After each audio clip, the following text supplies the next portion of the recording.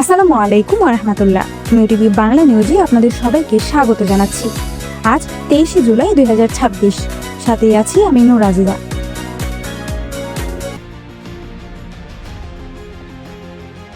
কক্সবাজারের 24টি রোহিঙ্গা ক্যাম্পে টানা বর্ষণ, বন্যা ও পাহাড় ধস, 14 জনের মৃত্যু, ক্ষতিগ্রস্ত 15,000-এরও বেশি শরণার্থী। কক্সবাজারের অব্যাহত অতি ভারী বর্ষণ, আকস্মিক বন্যা ও পাহাড় ধসে চরম বিপর্যয়ের মুখে পড়েছে রোহিঙ্গা শরণার্থী শিবিরগুলো। সাম্প্রতিক তথ্য অনুযায়ী অন্তত 14 জন প্রাণ হারিয়েছেন এবং 13 জন মারাত্মকভাবে আহত হয়েছেন।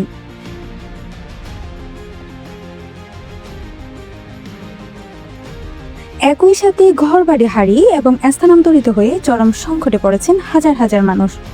সংগৃহীত তথ্য অনুযায়ী দুর্যোগে 4,950টি পরিবারের মোট 15,913 জন সদস্য সরাসরি ক্ষতিগ্রস্ত হয়েছেন। শিবিরের বিভিন্ন স্থানে 59টি পাহাড় ধস সহ মোট 170টি জরুরি দুর্যোগের ঘটনা রেকর্ড করা হয়েছে।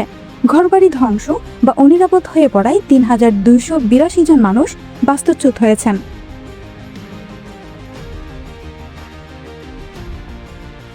টানা বৃষ্টিতে মোট 24টি ক্যাম্প ক্ষতিগ্রস্ত হয়েছে।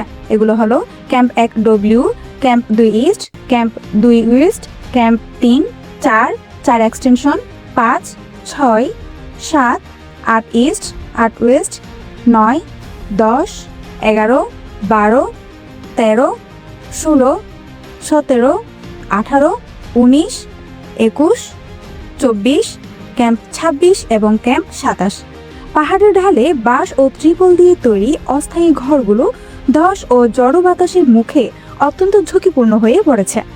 অবিরাম বৃষ্টির কারণে রাস্তাঘাট তলিয়ে গিয়েছে, সেতু ক্ষতিগ্রস্ত হয়েছে এবং ড্রেনেজ ব্যবস্থা ভেঙে পড়েছে।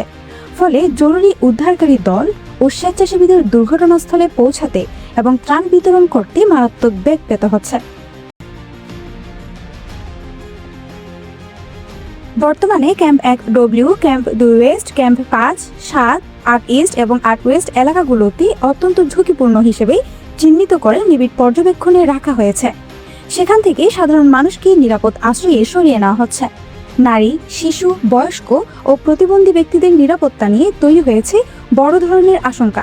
পাশাপাশি পানিবন্দী এলাকায় বিশুদ্ধ পানি, চিকিৎসা ও খাদ্য সহায়তার জরুরি প্রয়োজন দেখা দিয়েছে।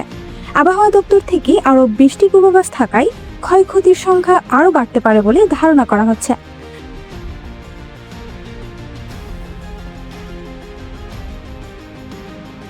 পরিস্থিতির প্রতি মুহূর্তের তাজা আপডেট জানতে চোখ রাখুন নিউ টিভি বাংলা নিউজে।